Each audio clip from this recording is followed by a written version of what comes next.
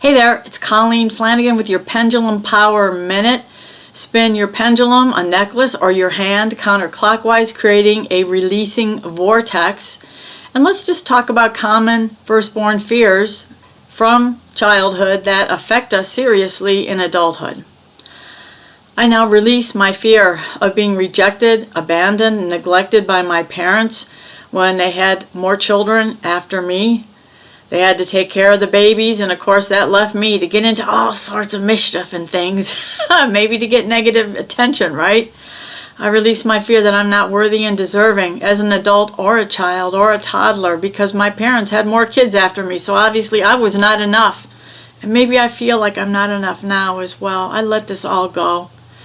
I choose to love myself and to feel safe, to let go of my perfectionism as well.